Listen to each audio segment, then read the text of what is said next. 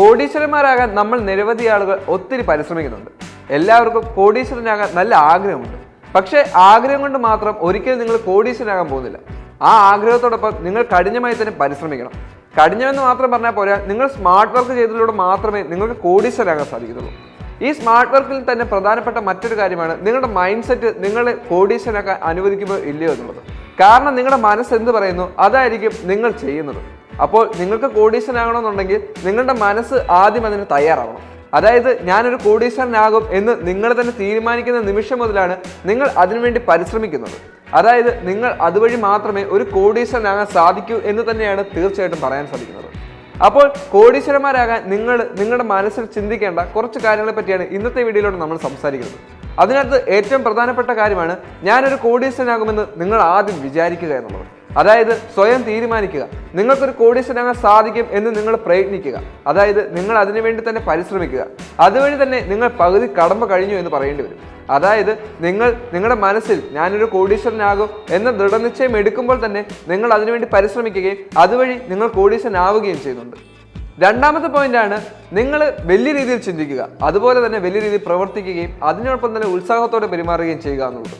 അതായത് നമ്മൾ എപ്പോഴും ചെറിയ കാര്യങ്ങൾ തട്ടി വീഴുക അല്ലെങ്കിൽ ചെറിയ കാര്യങ്ങൾ മാത്രം ചിന്തിക്കുക എന്നതിനപ്പുറം നിങ്ങൾ വലിയ വലിയ കാര്യങ്ങൾ പരിശ്രമിക്കുകയും വലിയ വലിയ കാര്യങ്ങൾക്ക് വേണ്ടി പരിശ്രമിക്കുകയും അതോടൊപ്പം തന്നെ അത് ചെയ്യാൻ വേണ്ടി ശ്രമിക്കുകയും ചെയ്യണം.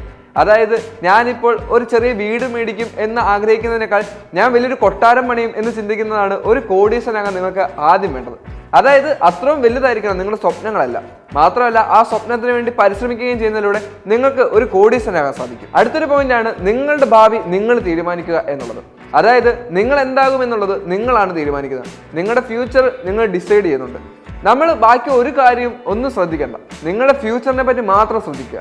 നിങ്ങളുടെ ഫ്യൂച്ചറിൽ നിങ്ങൾ ഇന്നതാകും എന്ന് തീരുമാനിക്കുന്നതിലൂടെ മാത്രമേ നിങ്ങൾക്ക് അതാകാൻ സാധിക്കുകയുള്ളൂ. ഞാൻ ഇന്നൊരു കോടീശ്വരനാകുമെന്ന് തീരുമാനിച്ചാൽ നിങ്ങൾ അതായിരിക്കണം. ഞാൻ ഇന്നൊരു പിച്ചക്കാരനാണെന്ന് തീരുമാനിച്ചാൽ അത് നിങ്ങളായിരിക്കണം. കാരണം നിങ്ങളുടെ ഫ്യൂച്ചറിനെ ഡിസൈഡ് ചെയ്യുന്നത് അത് നിങ്ങൾ തന്നെയാണ്. നിങ്ങൾ എന്താകുന്നോ അതിൻ്റെ പ്രധാനപ്പെട്ട കാര്യവും നിങ്ങൾ തന്നെയാണ്. നിങ്ങൾ നല്ലതാകാം, ചീത്തയാകാം, മോശമാകാം, എന്തുമാകാം, അതിൻ്റെ എല്ലാം പ്രധാനപ്പെട്ട കാരണം നിങ്ങൾ ചെയ്യുന്ന അല്ലെങ്കിൽ നിങ്ങൾ ഇപ്പോൾ ചെയ്തുകൊണ്ടിരിക്കുന്ന പല കാര്യങ്ങളുമാണ്. അടുത്തൊരു പ്രധാനപ്പെട്ട ഘടകമാണ് നിങ്ങൾ എന്ത് ചിന്തിക്കുന്നു, നിങ്ങൾ എന്ത് പ്രവർത്തിക്കുന്നു, നിങ്ങൾ എന്ത് സംസാരിക്കുന്നു. ഈ ഒരു കാര്യമാണ് നിങ്ങളിലെ എന്താക്കും എന്നുള്ളത് തീരുമാനിക്കുന്നത്. അതായത് ഞാൻ പണക്കാരെ പോലെ സംസാരിച്ചാൽ, പണക്കാരെ പോലെ ചിന്തിച്ചാൽ, പണക്കാരെ പോലെ പ്രവർത്തിച്ചാൽ ഞാൻ തീർച്ചയായിട്ടും ഒരു പണക്കാരനായി മാറും.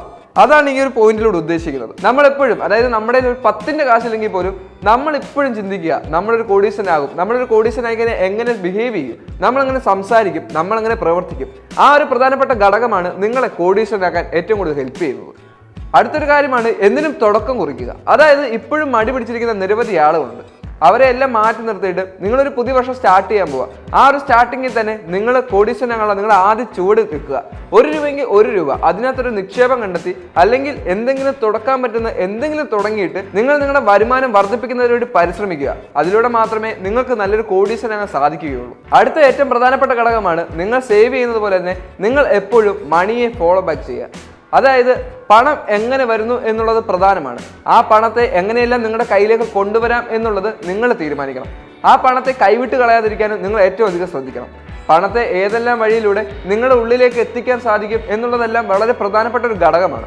അതുവഴിയാണ് നിങ്ങളുടെ പണം സമ്പാദ്യം വളരെയധികം വർദ്ധിക്കുന്നത്. പണസമ്പാദ്യം വർദ്ധിക്കുന്നതിലൂടെ മാത്രമേ നിങ്ങൾക്കൊരു കോടീശ്വരനാകാൻ സാധിക്കും. വളരെയധികം പണം സമ്പാദിക്കുന്നതിലൂടെ മാത്രമേ നിങ്ങൾക്കൊരു കോടീശ്വരനാകാൻ സാധിക്കുകയുള്ളൂ. അപ്പോൾ പണം സമ്പാദിക്കാനുള്ള ഇത്തരത്തിലുള്ള ചെറിയ ചെറിയ വഴികൾ മാത്രം പരിശ്രമിച്ചാൽ മാത്രം മതി നിങ്ങൾക്ക് ഭാവിയിൽ ഒരു കോടീശ്വരനായി മാറാം.